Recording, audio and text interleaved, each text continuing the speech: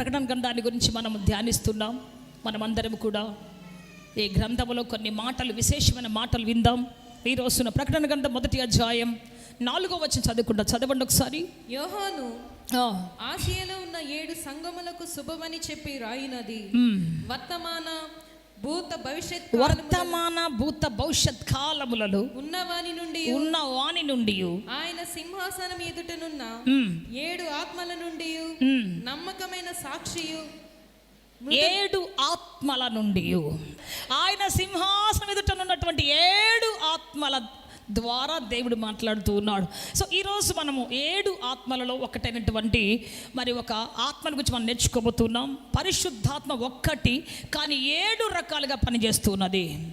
పరిశుద్ధాత్మ ఒక్కటి కానీ 7 రకాలుగా మన జీవితంలో మనం లేవనెత్తడానికి, మన బలపరచడానికి దేవుడు 7 రకాలుగా పనిచేస్తున్నాడు. 7 అంటే సంపూర్ణమైనది అని. 7 అంటే సంపూర్ణమైనది అంటే దేవుడు పరిశుద్ధాత్మతో సంపూర్ణంగా పనిచేస్తున్నాడు. మన జీవితంలో ఎప్పుడు ఏది అవసరమైనా, ఎప్పుడు ఏది కావలసి వచ్చినా ఆ రకమైన సహాయాన్ని అందించడానికి పరిశుద్ధాత్మ ఎప్పుడు సిద్ధంగా ఉంటాడు. ఆమేన్. చెప్పాలి గట్టిగా హల్లెలూయా. దేవుని ఆత్మ ఎప్పుడు సిద్ధంగా ఉంటుంది మనతో ఉండడానికి. కాబట్టి దేవుని బట్టి ఈ రోజున మనము పరిశుద్ధాత్మ అంటే మరొక యాంగిల్ నేర్చుకోబోతూ ఉన్నాం. పావురం వలె పరిశుద్ధాత్మ వస్తాడు. రెండవది వీచే గాలి వలె, బలమైన వీచే గాలి వలె పరిశుద్ధాత్మ దేవుడు పనిచేస్తాడు. మూడవది అగ్ని జ్వాల వలె ఆయన పనిచేస్తాడు. ప్రైజ్ ది లార్డ్ హల్లెలూయా. నాలుగవది వర్షము వలె, తొలకరి వాన వలె బీటి భూముల మీద పడి ఎక్కడో పడిపోయిన విత్తనాలను, మట్టి పొరల్లో దాగినటువంటి పనికిరానటువంటి స్థితిలో పడిపోయిన విత్తనాలను తొలకరి వానను పంపి దాన్ని తిరిగి ఉజ్జీవింప చేసి ఫలింప చేస్తాడు. తిరిగి మరలా దానికి నూతన జీవం ఇస్తాడు. చెప్పాలి గట్టిగా హల్లెలూయా, హల్లెలూయా. ఇప్పుడు మనం పరిశుద్ధాత్మ గురించి నేర్చుకోబోతున్నాం. మరొక యాంగిల్ గురించి పరిశుద్ధాత్మ వస్త్రము. ఈరోజు పరిశుద్ధాత్మ వస్త్రం గురించి మనం నేర్చుకోబోతున్నాం. నువ్వు ఏ వస్త్రం వేసుకుంటావో ఆ వస్త్రమే నువ్వెవరో చెబుతుంది. ఆమేన్. ఒక వ్యక్తి మన చర్చిలోకి హడావుడికి వైట్ కోట్ వేసుకొని మెడలో స్టెతస్కోప్ పెట్టుకొని వచ్చాడు అనుకోండి, మనం ఏమంటాం చెప్పండి? డాక్టర్ అంటాం. ఒకటి మనం హాస్పిటల్కి వెళ్ళాం, ఆ డాక్టర్ హడావుడికి వస్తున్నాడు, కాళ్ళు పట్టుకుంటాం, అయ్యా అయ్యా నా బిడ్డకి బాగలేదయ్యా, నా కూతురికి బాగలేదయ్యా, అయ్యా నాకు బాగలేదయ్యా, ఒక్కసారి నన్ను దర్శించయ్యా, ఒక్కసారి నన్ను బాగు చేయ అని చెప్పేసి కాళ్ళు పట్టుకుంటాం వెళ్ళి. డాక్టర్ వస్తున్నారంటే ఆ యాంగ్జైటీకి ఎదురు చూస్తూ ఉంటాం. పెద్ద డాక్టర్ వస్తున్నారంటే పెద్ద కోట్ వేసుకుని వస్తాడు ఆయన. వచ్చినప్పుడు అందరూ చూస్తూ ఉంటారు. అందరూ ఆయన దగ్గరికి వెళ్ళి, అయ్యా మా బిడ్డకి ఎట్లుంది, అయ్యా మా కొడుకుకి ఎట్లుంది, అయ్యా మా తల్లికి ఎట్లుంది, అయ్యా నా భార్యకి ఎట్లుంది. హాస్పిటల్ పోతే తెలుస్తుంది అక్కడ ఉండే యాంగ్జైటీ ఎట్లుంటుంది అనేది. సో ఒక వ్యక్తికి అడావుడిగా పోలీస్ డ్రెస్ వేసుకొని, కాకి డ్రెస్ వేసుకొని వచ్చాడు అనుకోండి, మనం ఏం చేస్తాం? హే పోలీస్ వచ్చాడు, ఏంటి ఏం జరిగింది, ఎవరేం చేశారు? సో అదేవిధంగా ఒక లాయర్ బ్లాక్ కోట్ వేసుకొని వచ్చాడు, అందరూ అంట అబ్బా ఈ లాయర్. సో మనం వేసుకున్న వస్త్రం ఏదో అదే మన గురించి మాట్లాడుతుంది. ఆమేన్. మనం ఎవరమో, ఏం చదువుకున్నామో, ఏం డిజిగ్నేషన్ మనలో ఉందో అదే మన జీవితంలో, మన వస్త్రమే మనతో మాట్లాడబోతూ ఉన్నది, మన గురించి మాట్లాడబోతూ ఉన్నది. Praise the Lord hallelujah. So ప్రియ దేవుని బిడ్డ, నువ్వు వేసుకున్న వస్త్రము నీ డిజిగ్నేషన్, నీ లెవెల్, నీ హోదా నిర్ణయిస్తుంది. కాబట్టి ఈరోజున పరిశుద్ధాత్మ కూడా మరి ఈ లోకంలో కనపడే వస్త్రాలు వేసుకుంటారు, కానీ కనబడని వస్త్రం ఏంటి అంటే పరిశుద్ధాత్మ వస్త్రం. చెప్పాలి గట్టిగా హల్లెలూయా, చెప్పాలి గట్టిగా హల్లెలూయా, హల్లెలూయా. సో ఈ పరిశుద్ధాత్మ వస్త్రాన్ని గురించి మనం నేర్చుకోబోతూ ఉన్నాం. సో ఈ పరిశుద్ధాత్మ మన జీవితం ఎలా పనిచేయబోతూ ఉంది. ఒకసారి ఒక మిలిటరీ ఆఫీసర్ ఒక కలెక్టర్ దగ్గరికి వెళ్ళాడు. తనకి రిటైర్మెంట్ అయిన తర్వాత రావాల్సిన భూమి గురించి, రావాల్సినటువంటి కొన్ని రాయితీల గురించి మాట్లాడడానికి వెళ్ళాడు. అయితే ఆ టైంలో కలెక్టర్ కూర్చొని ఆయన ఏం మాట్లాడక ఆయన పని ఆయన చేసుకుంటా ఉన్నాడు. అందరూ కూడా ఆయన పని వాళ్ళు చేసుకుంటా ఉన్నారు. ఈయన సింపుల్గా వచ్చి కూర్చున్నాడు. అయ్యా నాకు పలాంది రావాలయ్యా, నేను మిలిటరీలో రిటైర్డ్ అయ్యానయ్యా, నాకు రావాలయ్యా అని చెప్పినప్పుడు ఎవరు పలకట్లేదు, ఎవరు మాట్లాడలేదు దాని గురించి. సర్లయ్యా చూద్దాంలయ్యా, సర్లయ్యా చూద్దాం పంపించేస్తున్నారు. తెల్లారి ఆయనకు వచ్చిన మెడల్స్, ఆయనకున్న స్టార్స్, ఆయనకు గవర్నమెంట్ ఇచ్చినటువంటి మంచి ఆ కోట్ వేసుకొని నేరుగా వచ్చేసాడంట. రాగానే అందరూ ఏం చేశారు తెలుసా? టపా టపా టపా టపా లేచి నిలబడి అందరూ సెల్యూట్ కొట్ట ప్రారంభించారు. సార్ ఇన్ని స్టార్స్ ఉన్నాయా మీకు, ఇన్ని స్టార్స్ ఉన్నాయా? కలెక్టర్ అట్లాగే లేచి ముందుకు వచ్చి అట్లాగే నమస్కారం చేసినట్టు తల వంచాడు. సో నువ్వు వేసుకున్న వస్త్రం, చెప్పండి, నీ డిజిగ్నేషన్. నువ్వు ఎన్ని పోరాటాలు చేశావో, ఎన్ని మెడల్స్ సంపాదించావో, ఎన్ని ఆపరేషన్స్ చేశావో, లేకపోతే ఎన్ని సక్సెస్ఫుల్ కార్యాలు చేశావో. ఒక బ్లూ కోట్ వేసుకొని వస్తే మనం అంటాం, ఒక బ్లూ డ్రెస్ వేసుకొని వస్తే నేవీ, ఎన్ని తుఫాన్లు ఎదుర్కొన్నావో, ఎన్ని రకాల కష్టాలు ఎదుర్కొన్నావో. నీ డ్రెస్ కోడ్, నువ్వు వేసుకున్న పై వస్త్రము నీ గురించి చెప్పకనే చెబుతుంది. కాబట్టి దేవుని బట్టి ఈ రోజున మనం ఎవరమో చెప్పాలంటే మనలో పరిశుద్ధాత్మ వస్త్రము, పరిశుద్ధాత్మ వస్త్రపు చెంగు మన జీవితంలో ఉండి మనల్ని పలికిస్తుంది, మనల్ని మాట్లాడిస్తుంది. పరిశుద్ధాత్మ ఉన్నటువంటి వాళ్ళు తొందరపడి మాట్లాడలేరు. పరిశుద్ధాత్మ వాళ్ళు ఒకవేళ మాట్లాడినా తర్వాత పశ్చాత్తాపడతారు. అయ్యో ఎందుకు ఇట్లా అన్నాను, ఎందుకు ఇలా జరిగింది, అనుకుని ఉంటే బాగుండేది, అయ్యో అయ్యో అయ్యో. పరిశుద్ధాత్మ ఊరుకోదు, ఒప్పుకుందాక ఊరుకోదు. ఆమె పరిశుద్ధాత్మ నీలో తొందర పెడతా ఉంటుంది. ఎవరన్నా ఏమన్నా ఏదైనా కీడు జరిగిందా బాధపడతా, బాధ బాధ బాధ. నువ్వు ఒప్పుకునేదాకా, నీ సైడ్ నుంచి ఒప్పుకునేదాకా అస్సలు ఊరుకోదు. అందుకని చెప్తాను ప్రియ దేవుని బిడ్డ, పరిశుద్ధాత్మ వస్త్రం మనకు అవసరం. ఈ రోజున అత్యంత అవసరం పరిశుద్ధాత్మ వస్త్రం. Praise the lord, hallelujah. So ఈ రోజున మనము దేవుని సన్నిధిలో, ఇప్పుడు ప్రజల ఒకవేళ మన మీద అభిషేకం చూడలేకపోవచ్చు, కానీ సాతాను ఖచ్చితంగా చూస్తాడు. నువ్వెంత అభిషక్తురాలివో, నువ్వెంత అభిషక్తుడివో, నువ్వెంత ఆత్మలో పరవశిస్తున్నావో, ఆత్మలో ఎంత తీవ్రత కలిగి ఉన్నావో, ఆత్మలో ఎంత ఆనందిస్తున్నావో సాతానుకు తెలుసు. నీవు అభిషేకించబడిన మరుక్షణమే సాతాను రాజ్యం గజ గజ గజలు ఆడిపోతుంటుంది. డేంజర్ బెల్ మోగుతూ ఉంటుంది. డేంజర్ బెల్ గడ గడ గడ గణ గణమని మోగుతూ ఉంటుంది. ఎందుకు అంటే ఇదిగో ఒక వ్యక్తి అభిషేకించబడ్డాడు, ఒక వ్యక్తి అభిషేక వస్త్రం ధరించుకున్నాడు, ఒక వ్యక్తి అభిషేకంతో నింపబడ్డాడు. ఇదిగో మన రాజ్యానికి విరుద్ధంగా రాబోతున్నాడు, మన రాజ్యానికి విరుద్ధంగా రాబోతుందో ఆమె. జాగ్రత్త, ఎక్కడ దొరుకుతుందో చూడండి, ఎక్కడ దొరుకుతుందో చూడండి. సాతాను దూతలు పనిచేస్తూ ఉంటాయి, ఇంకా చాలా స్పీడ్గా పనిచేస్తుంటాయి. నీ ప్రార్థన ఆపాలని, నీ యొక్క యథార్థ ప్రవర్తన ఆపాలని, నీ శాంత స్వభావం ఆపివేసి నిన్ను టెన్షన్ పెట్టాలని, నేను అనరాని మాటలు అనిపించాలని, వెళ్ళకుండా మార్గాల్లో తిప్పాలని, చేయకుండా స్నేహాలు చేయాలని, ఈ విధంగా సాతానుని అనుక్షణము వెంటాడుతూనే ఉంటుంది. అందుకే చెబుతున్నాం, అభిషేకించబడిన వారు చాలా జాగ్రత్తగా ఉండాలి. అభిషేకించబడినటువంటి వారు చాలా జాగ్రత్తగా మాట్లాడాలి. అభిషేకించబడినటువంటి వారు చాలా జాగ్రత్తగా తన ఘటాన్ని కాపాడుకోవాలి. ఎందుకంటే ఇది విలువైన ఘటము, దేవుని ఆత్మ పోయబడినటువంటి ఘటము కాబట్టి జాగ్రత్తగా కాపాడుకోవాలి. చప్పుడు కూడా ఫిక్రగా దాన్ని మాయపరుస్తాం. హల్లెలూయా, ఆమేన్, ఆమేన్. సో ఈరోజు మీకు ఈ వస్త్రాల ప్రత్యేకత గురించి చెప్పబోతున్నాను. మనం ఎప్పుడు తెలుసుకున్నటువంటి విషయమే, ఎప్పుడు మనకు తెలిసిందే. ఒకసారి దావీదు యుద్ధానికి వెళ్ళాడు. అది అన్ని రోజుల్లాగా బలముతో శక్తితో చేసే యుద్ధం కాదు. చాలా వీక్ అయిపోయాడు ఆ టైంలో, చాలా దుఃఖపడిపోయి ఉన్నాడు. ఏడవటానికి కూడా శక్తి లేదు ఆయనకి, ఏడ్చేదానికి కూడా శక్తి లేదు ఆయనకి. చాలా దుఃఖపడిపోయి బాధపడిపోయినాడు. కారణం ఏంటంటే 3 దినాలు సిగ్లక్ అనే 3 దినాలు వాళ్ళు ఆ ఫిలిస్తీయ ప్రాంతం నుంచి నడుచుకుంటూ వచ్చారు. తనతో 600 మంది వాళ్ళందరూ వచ్చేసారు. అక్కడ ఏంటంటే ఉద్యోగం పోయింది ఆయనది. ఆకీష్ అనేటువంటి రాజు, నీకు ఉద్యోగం లేదు పోమని చెప్పేశాడు. మా ప్రజలు ఒప్పుకోవట్లేదు నీకు ఉద్యోగం ఇస్తే, నువ్వు ఇశ్రాయేలుడివి, మేము ఫిలిస్తీన్లవి, నీకు మాకు పగ ఉంది ఫస్ట్ నుంచే, కాబట్టి వీళ్ళు ఎవరు ఒప్పుకోవట్లేదు, నువ్వు వెళ్ళిపోయా, మాతో పాటు యుద్ధం చేయొద్దు నువ్వు అని చెప్పేశాడు. సరే, ఆయన బాధపడుకుంటూ వచ్చేసాడు. తన సైన్యాన్ని తీసుకొని, తన బిడ్డలను తీసుకొని వచ్చేసాడు. సిగ్లక్ అనే ప్రాంతంలో ఇల్లు కట్టుకుని అక్కడంతా ఉన్నారు వాళ్ళు. సిగ్లక్ అనే ప్రాంతంలో వాళ్ళ భార్యలు, బిడ్డలు, మందలు, వాళ్ళ సొత్తంతా ఉంది.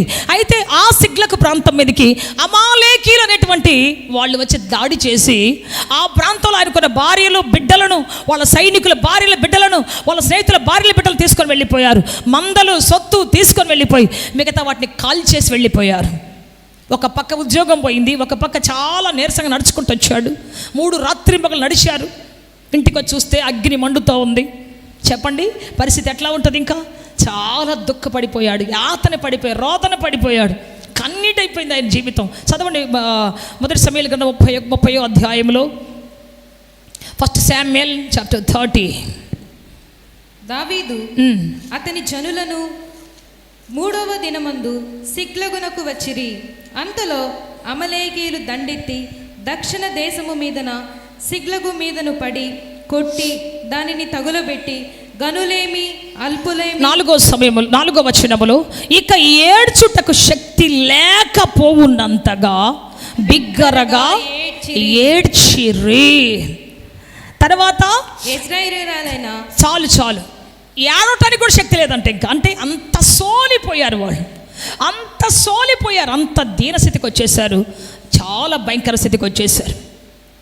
సో అటువంటి సమయంలో అందరూ రాళ్ళు తీసుకొని, తన స్నేహితులందరూ కూడా రాళ్ళు తీసుకొని దావీదును కొట్టి చంపాలని, నీ వల్లే మాకు ఫిలిస్తీన్ శత్రువులు అయ్యారు, నీ వల్లే మాకు అమాలేకీయుల శత్రువులు అయ్యారు, నీ వల్లనే బిహాఫ్ ఆఫ్ యూ అలోన్, కాబట్టి నువ్వు కానీ చచ్చిపోతే మా మీదకి ఎవరు రారు, నువ్వు గొలియాతును చంపావు కాబట్టి ఫిలిస్తీన్లు వస్తున్నారు, నువ్వు అమాలేకీయులతో యుద్ధం చేసావు కాబట్టి వాళ్ళు వస్తున్నారు, అసలు నువ్వు లేకపోతే మా మీదకి ఎవరు రారు, కాబట్టి నిన్ను చంపేస్తామని చెప్పేసి అప్పటి వరకు అతనితో ఉన్న స్నేహితులు అందరూ కూడా ఏం చేస్తున్నారు తెలుసా, రాళ్ళు పట్టుకొని చంపుదాం రండని. 6వ వచనములో దావీదు మిక్కిలి దుఃఖపడెను, మరియు తమ కుమారులను బట్టి కుమార్తెలను బట్టి జనులకందరికీ ప్రాణం విసిగిపోయింది.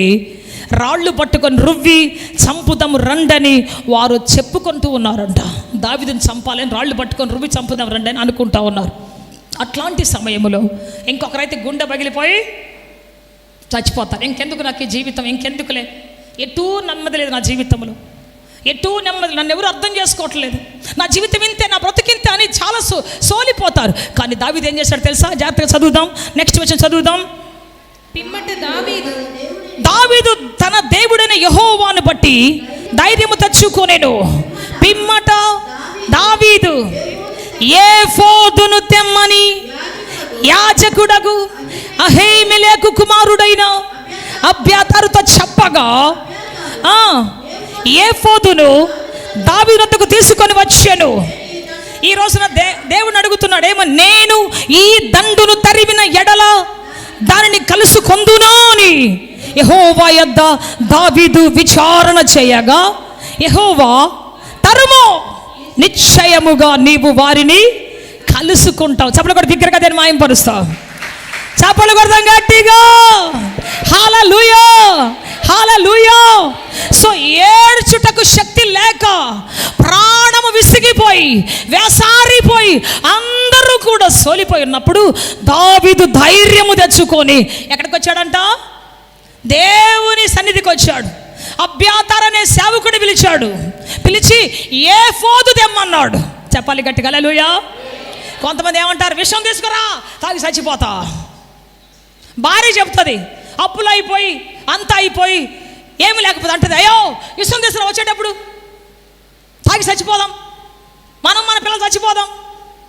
భర్త అంటాడు, ఇదిగో విషం తీసుకురా ఇక్కడ పెట్టేసే చంపేద్దాం, లేకపోతే ఊరోదిలి పెట్టి వెళ్ళిపోదాం, ఈ అవమానం భరించలేం, ఊరోదిలి పెట్టి వెళ్ళిపోదాం, అన్ని సర్దేశాయి, బండి విలు, ఇట్లా మాట్లాడుకుంటూ ఉంటారు. కానీ దావీదు పిరికోడులాగా మాట్లాడట్లేదు.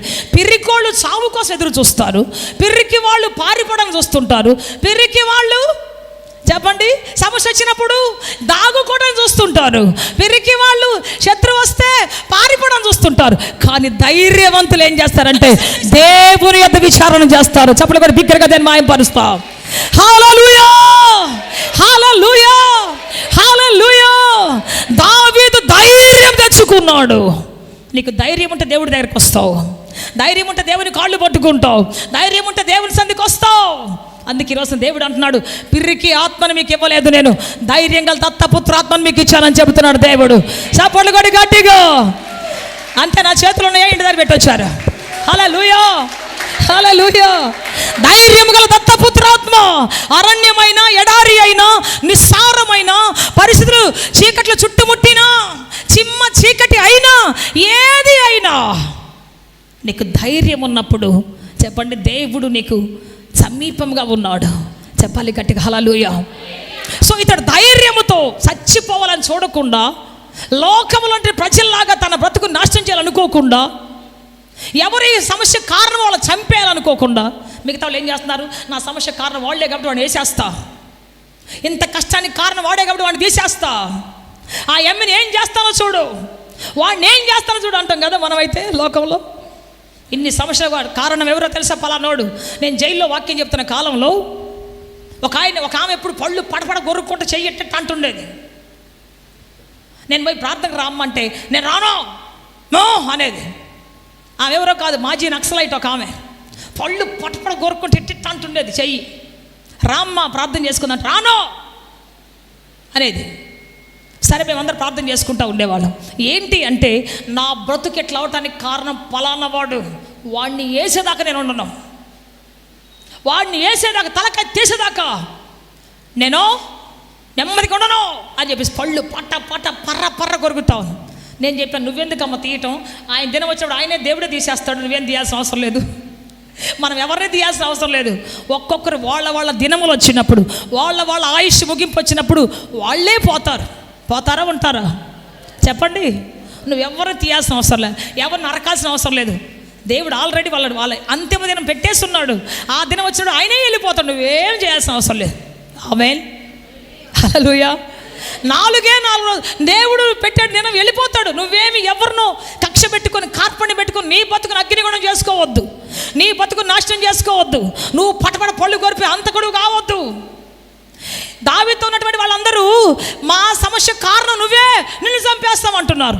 అనేక మంది పిరికోళ్ళు మాట్లాడే మాటలు అవే. వాడిని వేసేయండిరా, వీడిని తీసేయండిరా.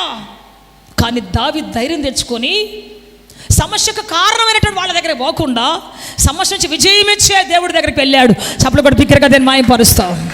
సమస్యను తప్పించే దేవుడి దగ్గరికి వెళ్ళాడు. సమస్య నుంచి విడిపించే దేవుని సముఖానికి వచ్చాడు.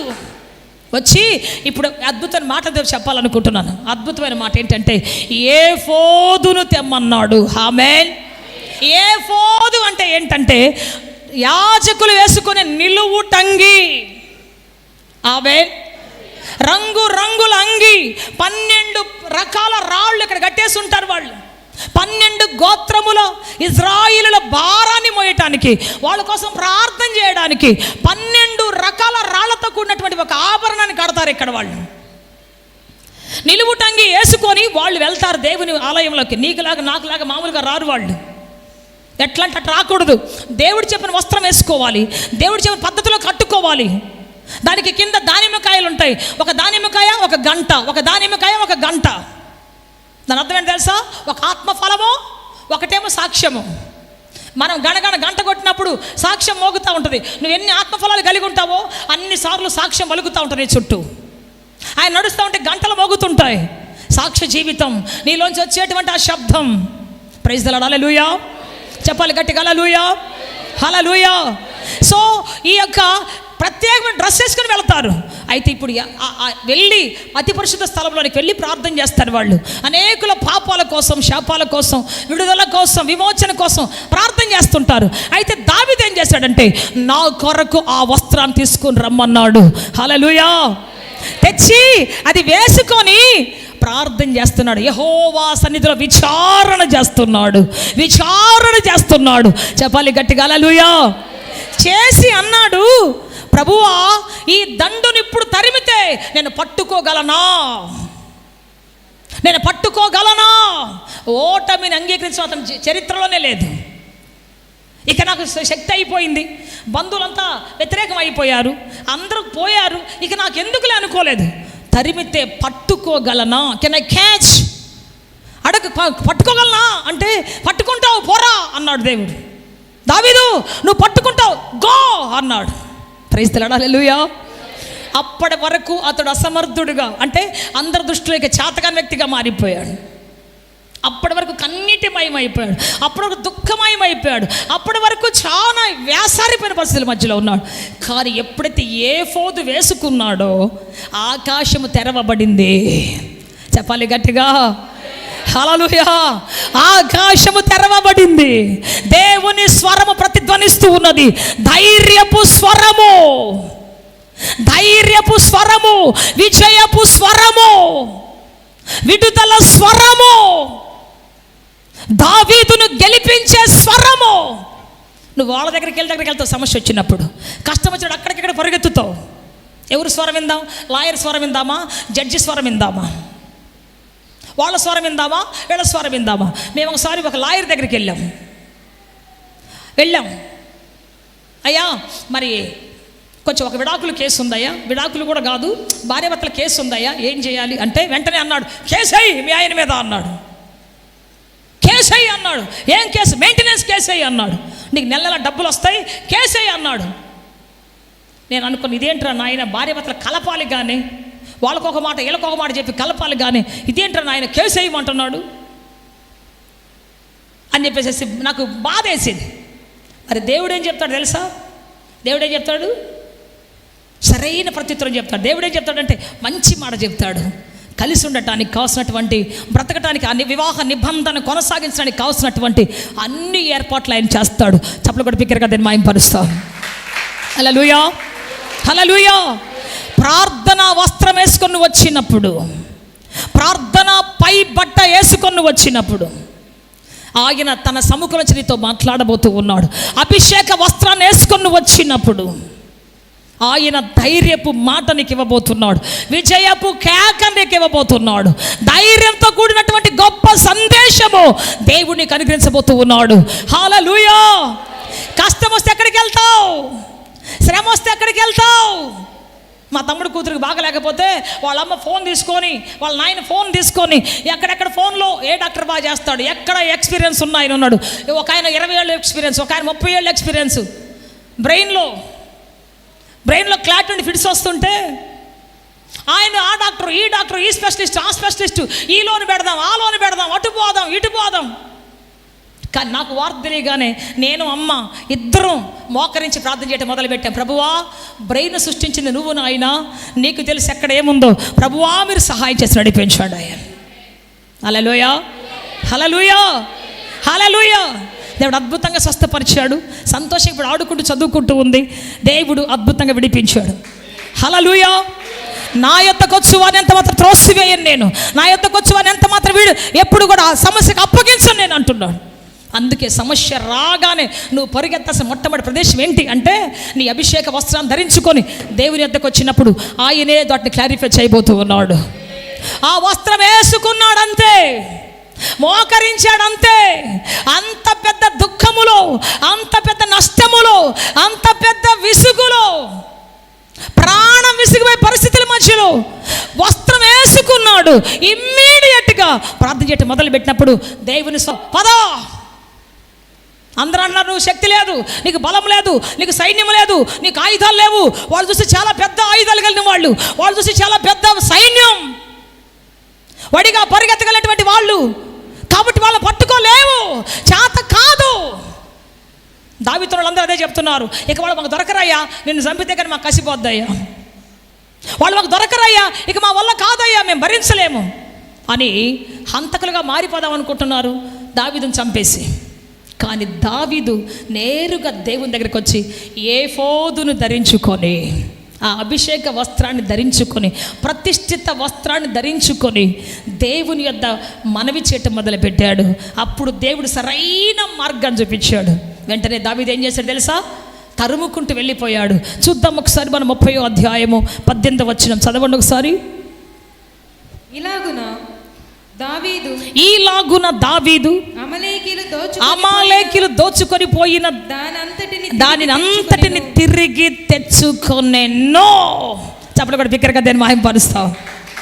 ఒక్కటి కూడా తక్కువ కాకుండా, చదవండి నెక్స్ట్ చదవండి. కుమారులేమి కుమార్తెలేమి, దోపుడు సొమ్మేమి, వారు ఎత్తుకొని పోయిన దానంతటిలో కొద్దిదేమి గొప్పదేమి ఏదియు తక్కువ కాకుండా దావీదు సమస్తమును రక్షించెను.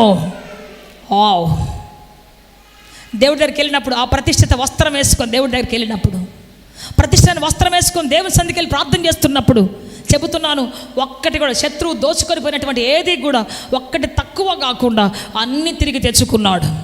నేను చెబుతాను, నీ డబ్బు ఎవరు దోచుకొని పోయారా? షూటీలు పెట్టించి నేను సంతకాలు పెట్టించి నేను మోసం చేశారా? ఇదిగో ఇప్పుడే ఇస్తామని చెప్పి తీసుకొని పోయారా? ఒక ఆమె చెప్తా ఉంది మన ఈ మధ్య, అమ్మా 10 సవరల దండమ్మా, పెద్ద దండమ్మ పలుపుతాడు, ఇదిగో ఇప్పుడే 4 రోజులు తెచ్చిస్తాను. ఒక ఆమె తీసుకొని పోయి తాకట్టు పెట్టేసుకుందమ్మా, ఇంతవరకు ఇవ్వలేదమ్మా, 10 సంవత్సరాలు అయిపోయిందమ్మా, ఇదిగో అదుగో ఇదిగో అదుగో అంటారు, 10 ఏళ్ళు అయిపోయింది, ఇంతవరకు రాదు. నా దండ నాకు కావాలమ్మా, ప్రార్థన చేయమ్మా. మోసం చేసి తీసుకొని పోయారా? సంతకాలు పెట్టుకొని నేను మోసం చేశారా? ఇదిగో ఈరోజున ఎవరైతే శత్రువులను దోచుకొని వెళ్ళిపోయారో, నీ జీవితంలో నీ మనశ్శాంతిని దోచుకున్నారేమో, నీ సంతోషాన్ని దోచుకున్నారేమో, నీ పేరును దోచుకున్నారేమో, నీ ప్రఖ్యాతిని దోచుకున్నారేమో, నీ జీవితంలో భయంకరమైనటువంటి మనశ్శాంతిని లేకుండా చేసి పెట్టి ఉన్నారేమో. ఈరోజు దేవుడు చెప్తున్న మాట ఏంటి అంటే, దోచుకున్న ప్రతిదీ దేవుడు ఒక్కటి తక్కువ కాకుండా తిరిగి మరలా ఇవ్వబోతూ ఉన్నాడు. చప్పలు కొట్టేసాయా, చప్పలు కొట్టు గట్టిగా. Hallelujah. Whatever you lost in your life, God want to restore it again. తిరిగి మరలా దేవుడు ఇవ్వబోతూ ఉన్నాడు. ఒక్కటి కూడా తక్కువ కాకుండా దేవుడు ఇవ్వబోతున్నాడు. హల్లెలూయా. నీ సంతతిని దోచుకున్నారా? నీ కష్టాజీతాన్ని దోచుకున్నారా? నీ ఉద్యోగాన్ని దోచుకున్నారా? నీ వ్యాపారం దోపిడి పాలు అయిపోయిందా? నిందల పాలు అయిపోయిందా నీ జీవితం? దేవుడు చెప్తున్న మంచి మాట, ఏదైతే శత్రువు దోచుకున్నాడో, ఏదైతే శత్రువు తీసుకొని వెళ్ళిపోయాడు, వాటన్నిటిని తిరిగి మరలా దేవుడు తన అభిషేకంతో సమకూర్చబోతున్నాడు. సరైన మార్గం చూపించబోతున్నాడు. సరైన స్థితిలో నిలబెట్టబోతున్నాడు. సరైన దిశగా నేను తీసుకొని పోబోతున్నాడు. చెప్పాలి గట్టిగా, హల్లెలూయా. సరైన ప్రత్యుత్తర ప్రభు ఇవ్వబోతూ ఉన్నాడు. లోకంలో ఎవరు ఇవ్వలేని దేవుడు నీకు ఇవ్వబోతూ ఉన్నాడు. హల్లెలూయా. ఉందా నీ మీద అభిషేక వస్త్రం? ఉందా నీ మీద పరిశుద్ధాత్మ అభిషేక వస్త్రం? అందుకే ప్రతిరోజు నువ్వు అడగాలి. ఏమని అడగాలి? తండ్రి నాకు అభిషేకం ఇవ్వండి తండ్రి. ప్రతిరోజు daily daily daily you have to ask for the holy spirit. పరిశుద్ధాత్మ కోసం ప్రతిరోజు అడుగు అని చెప్పేసి రాసి పెట్టున్నాను. ఎందుకంటే పరిశుద్ధాత్మ నీలోనికి వస్తే చాలు, ప్రపంచం దానంతట అదే తల్లకిందులు కాబోతూ ఉన్నది. సమస్యలు తల్లకిందులు కాబోతూ ఉన్నాయి. పరిస్థితులు తల్లకిందులు కాబోతూ ఉన్నాయి. హల్లెలూయా, హల్లెలూయా. పరిశుద్ధాత్మను పొందితే చాలు, నీ ద్వారా ప్రపంచాన్ని ఎలా తల్లకిందులు చేయాలో దేవుడికి బాగా తెలుసు. నిన్నెలా వాడుకోవాలో దేవుడికి బాగా తెలుసు. అందుకని ప్రతిరోజు అడగాలి. బంగారం, వెండి, వజ్రాలు ఇవి కాదు మనకు కావాల్సింది. పరిశుద్ధాత్మ కోసం దాహంగా ఉన్నప్పుడు అవన్నీ నీ వెనకాల పడి వస్తాయి. హల్లెలూయా. ఎలీషా దగ్గర పరిశుద్ధాత్మ ఉందని తెలిసినప్పుడు నయమాను ఇంటెడు బంగారం తీసుకొని, వజ్రాలు తీసుకొని, తనకున్నదంతా తీసుకొని ఎలీషా యొక్క పాక ముందు, చిన్న పాక ముందు నిలబడి ఉన్నాడు. ఆయన నిలబడి ఉండి అంటున్నాడు, అయ్యా నువ్వు వచ్చి నాకు ప్రార్థన చేసి తగ్గిపోద్దని నేను విన్నాను. అయ్యా నువ్వు వచ్చి ఒక్కసారి నా నెత్తిమీద చేయి పెట్టాయా. Praise the lord. నేను చెయ్యి కూడా పెట్టాల్సిన అవసరం లేదు, నా నోటి మాట చాలు, నువ్వు పోయి యోర్దాన్లో 7 సార్లు మునిగిపో అన్నాడు. చెప్పలు కూడా బిగ్గరగా నిర్మాయం పరుస్తా. హల్లెలూయా. చెప్పాలి గట్టిగా, హల్లెలూయా. నేను రావాల్సిన అవసరం లేదు, నేను ఎత్తిమే చేయి పెట్టాల్సిన అవసరం లేదు. దేవుడు ఎప్పుడు నువ్వు ఆశించినట్టుగా నిన్ను ఆశీర్వదించడు. నువ్వు కోరుకున్న పద్ధతిలో ఆయన చేయడు. మనం చాలాసార్లు ఇదిగో దేవుడు ఇలా ఆశీర్దిస్తే బాగుండు, ఇలా ఆశీర్దిస్తే బాగుండు, అలా ఇస్తే బాగుండు అనుకుంటాం మనం. కాదు కాదు, దేవుని పద్ధతి వేరు, నీ పద్ధతి వేరు. దేవుడు నిన్ను దీవించాలన్న పద్ధతి వేరు. కాబట్టి మనము ఆశీర్దించండి తండ్రి అని అడిగితే మన పద్ధతిలో దీవించండి, ఆయన పద్ధతిలో దీవిస్తాడు ఆయన. హల్లెలూయా. సో నయమాను కూడా వెళ్ళాడు, నన్ను ఆయన వచ్చి చేయి పెట్టి నన్ను ఆశీర్దిస్తే బాగుండు, నేను స్వస్థపడతాను అనుకున్నాడు. కానీ ఎలీషా ఏమన్నాడు తెలుసా? నేను అసలు రానవసరం లేదు, నీ ముఖం చూడనవసరం లేదు, నీ మీద చేయి పెట్టాల్సిన అవసరం లేదు, అంత టైం కూడా అవసరం లేదు. ఒకే ఒక సెకండ్లో చెప్తున్నాను, గో. ఎక్కడికి? యోర్దాను నదికి పో, వెళ్ళి 7 సార్లు మునుగు, దట్స్ ఆల్. అయిపోయింది. మళ్ళీ ప్రార్థనలో కూర్చున్నాడు ఆయన. ఆమేన్. హల్లెలూయా. చెప్తాం గట్టిగా, హల్లెలూయా. ఎస్, వెళ్ళాడు, కూర్చున్నాడు, ప్రార్థన చేసుకో. 7 సార్లు మునిగాడు, పసిబిడ్డ దేహంలాగా మార్చబడింది. ఆశ్చర్యపోయాడు. బయటకు వచ్చి మరలా ఆ యొక్క సేవకుడి దగ్గర సాష్టాంగ నమస్కారం చేస్తున్నాడు. అయ్యా నీ మీద ఉన్నటువంటి ఆ దేవుని ఆత్మ ఎంత గొప్పదని చెప్తున్నాడు. చెప్పాలి గట్టిగా హల్లెలూయా. చెప్పాలి గట్టిగా హల్లెలూయా. చెప్పాలి గట్టిగా హల్లెలూయా. సో దేవుని యొక్క అభిషేకం నీ మీద ఉన్నప్పుడు ఎంత పెద్ద సమస్య వచ్చినా, ఎంత పెద్ద పోరాటం వచ్చినా, ఎంత పెద్ద శత్రువులు చుట్టుముట్టినా, ఎంత పెద్ద నష్టం నీకు వాటిల్లినా, ఎంత పెద్ద అగాధం నీలో మిగిలిపోయినా, ఎంత పెద్ద రోదన వల్ల నీకు మిగిల్చినా, ఎంత పెద్ద దుఃఖము మిగిల్చినా, పరిశుద్ధాత్మ వస్త్రము నీకున్నప్పుడు నీవు ప్రార్థించిన వెంటనే ఆయన జవాబు ఇవ్వబోతున్నాడు. జీవితంలో నువ్వు ప్రార్థించిన వెంటనే ఆకాశము తెరచి ప్రత్యుత్తరం ఇవ్వబోతున్నాడు ఆయన.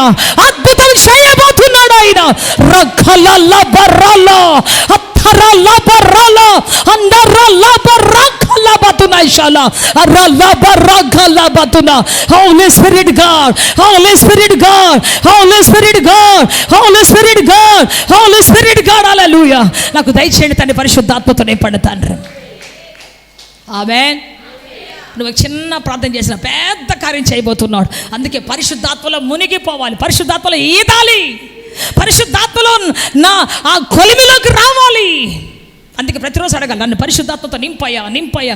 ఒక్క ఆదివారం కాదండి, ఒక్క ఆదివారం కాదు, ఒక్క సోమవారం కాదు, ప్రతిరోజు నువ్వు ఉంటున్నా, తింటున్నా, ఏం చేస్తున్నావు, ప్రతిరోజు ఏం చేయాలి? నువ్వు ఏం చేయాలి? ప్రతిరోజు పరిశుద్ధాత్మదే నన్ను అభిషేకించాయా, పరిశుద్ధాత్మ నన్ను అభిషేకించాయా. నువ్వు అడిగినప్పుడు నువ్వు ఎప్పుడు ప్రార్థన చేసిన దేవుడు నీకు వినడానికి సిద్ధంగా ఉన్నాడు. ఎంత పెద్ద పోరాటం వచ్చినా ఆయన నిన్ను విడిపించడానికి సిద్ధంగా ఉన్నాడు, సరైన పద్ధతిలో ఇవ్వడానికి సిద్ధంగా ఉన్నాడు. చెప్పాలి గట్టిగా హల్లెలూయా. అందుకే మనం ఏం అడగాలి ప్రతిరోజు అంటే చెప్పండి, తండ్రి నన్ను పరిశుద్ధాత్మతో నింపండి, అభిషేకంతో నింపండి ప్రభువా. నాకు ఆ అభిషేక వస్త్రమును దయచేయండి తండ్రి, అభిషేక వస్త్రంతో నన్ను కప్పండి తండ్రి. హల్లెలూయా. మీకు ఒక విషయం చెప్తాను చూడండి, రూతు గ్రంథంలో మనం చదువుదాం. రూతు ఒక రోజున కళ్ళము దగ్గరికి వెళ్ళి 3వ అధ్యాయం, రూతు గ్రంథం 3వ అధ్యాయం చదవండి ఒకసారి. Book of Ruth chapter 3 and verse చదవండి. 3వ అధ్యాయం 11వ వచనం చదవండి. కాబట్టి నా కుమారి భయపడకుము, నీవు చెప్పినదంతయు నీకు చేసేదను, నీవు యోగ్యురాలని నా జనులందరూ ఎరుగుదురు, నేను నిన్ను విడిపింపగలవాడనని. 9వ వచనం చదువుదామా. అతడు నీవెవరివని అడుగగా ఆమె, నేను రూతు అను నీ దాసురాలిని, నీవు నాకు సమీప బంధువుడవు గనుక నీ దాసురాలి మీద నీ కొంగు కప్పుమనెను. చెప్పండి, అందరూ చెప్పండి, కొంగు చెప్పండి. నీ వస్త్రము కప్పమని అడిగింది నీ దాసురాలిని, నీ వస్త్రం నా మీద కప్పయ్యా. హల్లెలూయా. పక్కనే ధాన్యపు రాసులు ఉన్నాయి, కళ్ళం దగ్గర ఎకరాల పొలాలు ఉన్నాయి. సో వేటిని అడగకుండా ఆమె ఒక్కటే అడుగుతుంది, ఏంటో తెలుసా? నీ వస్త్రపు చెంగు నా మీద కప్పయ్యా అంటుంది. అంటే దాని అర్థం ఏంటి తెలుసా? నీ అభిషేకం, నీ వారసత్వం నా మీద కప్పయ్యా అని చెప్పేసి ఆ అభిషేకం కోసం అడుగుతా ఉంది. చెప్పాలి గట్టిగా హల్లెలూయా. అంత పెద్ద ధాన్యపు రాసులు ఉంటే ఒక 20 బస్తాలు ఇవ్వయ్యా, ఒక 10 బస్తాలు ఇవ్వయ్యా, నేను ఇంట్లో వేసుకొని తింటూ బ్రతుకుతాను అని చెప్పి అడగొచ్చు. కానీ ఆమె అలా అడగలేదు. నాకు ఒక 10 ఎకరాల పొలం రాసివ్వయ్యా, నేను బ్రతుకుతాను అనలేదు. ఒకటే అడిగింది, నీ వస్త్రపు చెంగు. చెప్పండి, అందరూ చెప్పండి, నీ వస్త్రపు చెంగు. కళ్ళు మూసుకొని చెప్పండి, తండ్రి నీ వస్త్రపు చెంగు నాకు కప్పండి తండ్రి, నాకు కప్పండి తండ్రి, నాకు దయచేయండి తండ్రి. ఆమేన్. అందరూ అడుగుదాం, నీ అభిషేకం నీ వస్త్రపు చెంగు నాకు ఇవ్వండి తండ్రి. దేవుడు అభిషేకించబోతున్నాడు. నోరు తెచ్చి అడగండి, దేవుడు అభిషేకించబోతున్నాడు. అందరు నోరు తెచ్చి దేవుడు ప్రత్యేక నింపబోతున్నాడు. తన వస్త్రపు చెంగు నీకు ఇచ్చి నేను నడిపించబోతూ ఉన్నాడు. నోరు తెచ్చి 2 చేతుల పైకి తడుగుదాం. ప్రభువా నీ వస్త్రపు చెంగు నాకు కావాలి, నన్ను అభిషేకించు తండ్రి. దేవునితో కలిసి అడుగు, దేవునితో కలిసి అడుగు. నీ వస్త్రపు చెంగు నాకు ఇవ్వు తండ్రి, నీ వస్త్రపు చెంగు నాకు ఇవ్వు తండ్రి.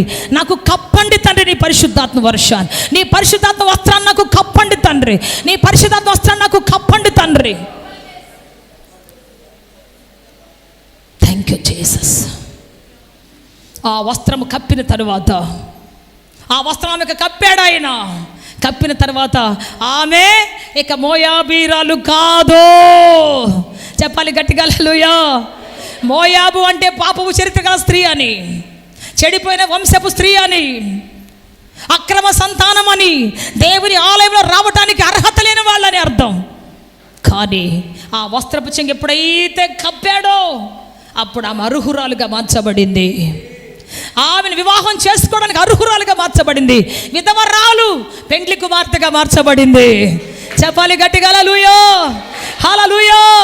కన్నీటితో రగిలిపోయినటువంటి ఆమె సంతోష గానాలతో పన్నీటి జల్లులతో నింపబడిపోయింది. చెప్పాలి గట్టిగా హల్లెలూయా, హల్లెలూయా. మోయాబు చరిత్ర కొట్టివేయబడి ఇశ్రాయేలు చరిత్రలో ఆమె పేరు లిఖించబడింది. పరిశుద్ధాత్మ వచ్చినప్పుడు నీ చరిత్ర మారబోతూ ఉన్నది, నీ సాక్ష్యం మారబోతున్నది, నీ గతం మారబోతూ ఉన్నది. చెప్పాలి గట్టిగా హల్లెలూయా. పరిశుద్ధాత్మ వస్త్రము నీ మీద కప్పినప్పుడు నీ గతం మారబోతున్నది. ఫస్ట్ ఆఫ్ ఆల్ పాత దినములో తెలిసి తెలియజేసినటువంటి అతిక్రమములన్నీ కప్పివేయబడబోతూ ఉన్నాయి.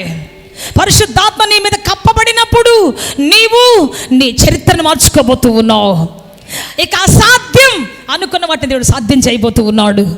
రూతుకు వివాహం అవటం అసాధ్యం, బిడ్డలు పుట్టడం అసాధ్యం చెప్పారు అందరూ. నయోమి కూడా చెప్పింది. కానీ ఆ వస్త్రపు చెంగు మీద వేసిన తర్వాత ఆమె విధవ పోయి వధువుగా మారింది. చెప్పాలి గట్టిగా. ఆమెను గురించి ఆ ఊరోళ్ళందరూ చెప్తున్నారు. చూద్దాం ఒకసారి చూడండి. మీరు 4వ అధ్యాయములో 10వ వచనం చదవండి. 11 నుంచి చదువుకుందామా. అందుకు పురద్వారం అందుండిన ప్రజలందరూ పెద్దలను మేము సాక్షులము, యెహోవా నీ ఇంటికి వచ్చిన ఆ స్త్రీని ఇశ్రాయేలు వంశమును వర్ధిల్ల చేసిన రాహేలును పోలినది గాను లేయాను పోలినది గాను చేయునుగాక. ఎఫ్రాతాలో నీవు క్షేమము అభివృద్ధి పొంది బెత్లెహేములో ఖ్యాతి గలవాడవగుదువుగాక. యెహోవా ఈ యవ్వనురాలి వలన నీకు దయచేయు సంతానమును నీ కుటుంబమును తామారు యూదాకు కనిన పెరేసు కుటుంబం వలె ఉండునుగాక. చప్పట్లు కూడా బిగ్గరగా దాన్ని మాయంపరుస్తావు. సో ఈమె పనికి రాదని పరిగెత్తగా ఇంచినటువంటి ఆమె ఈరోజు అందరూ చెబుతున్నారు నువ్వు పెళ్లి చేసుకున్నటువంటి ఈమె ఎలా మారబోతుంది అంటే పెరేసు కుటుంబంలాగా మారబోతూ ఉన్నది, యూదా వంశంలాగా మారబోతూ ఉన్నది, రాహేలులాగా లేయాలాగా మారబోతున్నది. ఈమె నీకు క్షేమము అభివృద్ధి కలుగ చేయబోతుంది, నీకు ఖ్యాతిని తీసుకురాబోతుంది. ఎంత పెద్దదిగా మారిపోయింది. వస్త్రము కప్పబడిన తరువాత చెప్పాలి గట్టిగా హల్లెలూయా. ఆ రూతు మీద వేయబడినటువంటి వస్త్రము ఆమెను ఖ్యాతి గలదానిగా మార్చింది, చరిత్ర గలదానిగా మార్చింది. అదే వస్త్రము ఇప్పుడు నీ మీద దిగినట్టుగా ఇష్టపడుతూ ఉన్నది. ఎంతమంది ఇష్టపడుతున్నా నాకు కావాలటువంటి హస్తం ప్రభువా, నాకు కావాలటువంటి వస్త్రము తండ్రి. అందరు నోరు తెచ్చి 2 చేతుల పైకి చెబుదాం. యేసయ్యా మీకు స్తోత్రం. అభిషేక వస్త్రం నాకు కావాలి తండ్రి, ఆశీర్వాద వస్త్రం నాకు కావాలి తండ్రి, సమాధాన వస్త్రం నాకు కావాలి తండ్రి.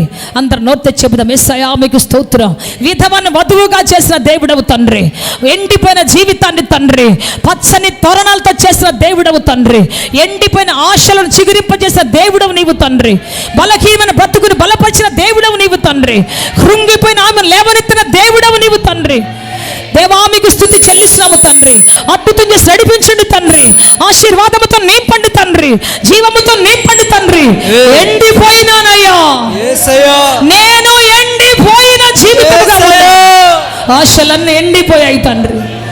చిగురిస్తాయన్న ఆశ లేదు తండ్రి, బాగుపడతానన్న ఆశ లేదు తండ్రి. దేవా మీకు స్తోత్రము తండ్రి. అయ్యా నన్ను విడిపించు తండ్రి. ఋతు యొక్క దేవుడా, నా దేవుడిగా దిగిరండి. ఋతు పైన కప్పిన అదే వస్త్రమును నా పైన కప్పండి తండ్రి, నా పైన కప్పండి నాయన, నా పైన కప్పండి నాయన. దావీదుకు వేసుకున్నటువంటి అదే ఎఫోదు ప్రతిష్ఠిత వస్త్రము, అభిషక్తులు ధరించిన అభిషేక వస్త్రము నా మీద రావాలి తండ్రి. శత్రులను దోచుకున్నారు నాయన, నా డబ్బును దోచుకున్నారయ్యా, నా పేరుని దోచుకున్నారయ్యా, నా సమాధానాన్ని దోచుకున్నారయ్యా, నా ఆరోగ్యాన్ని దోచుకున్నారయ్యా. అయ్యా దుఃఖముతో విడవబడ్డానయ్యా, మార్గము లేక కొట్టుమిట్టాడుతున్నాను తండ్రి, మార్గము లేక కృంగిపోతున్నాను తండ్రి, మార్గము లేక నశించిపోతున్నాను తండ్రి. నా జీవితంలో రా తండ్రి, నా బ్రతుకులో రండి తండ్రి, నా జీవితంలో రండి యేసయ్యా, నా జీవితం నూతన పరచండి యేసయ్యా, నా బ్రతుకు నూతన పరచండి యేసయ్యా, నూతనముగా మార్చండి యేసయ్యా. చెప్పు నీ ప్రార్థన గొప్ప చేయబోతున్నది, నీ ప్రార్థన హెచ్చించబోతున్నది, నీ ప్రార్థన ఆత్మతో సత్యముతో ఆరాధించాలని ఆశిస్తున్నారా? యేసయ్యను గూర్చి మరింత లోతుగా తెలుసుకోవాలని అన్వేషిస్తున్నారా? శ్రమల, వేదనల, గొడ్రాలితనమా, నిరుద్యోగమా, ఓటమియా, సమస్య ఏదైనా జవాబు మాత్రం యేసులోనే. మీ సమస్యల కొరకు ప్రార్థించుటకు మా ప్రేయర్ టవర్ ద్వారములు ఎల్ల వేళలా తెరవబడే ఉంటాయి. వివరములకు మా చిరునామా హోలీ ప్యారడైజ్, కేహెచ్ వాడ, నవాబ్పేట, నెల్లూరు, ఆంధ్రప్రదేశ్, ఇండియా. మా ఫోన్ నంబర్లు 9247807631 మరియు రండి, మీ దుఃఖ దినములు సమాప్తములగును. ఆమేన్, ఆమేన్, ఆమేన్.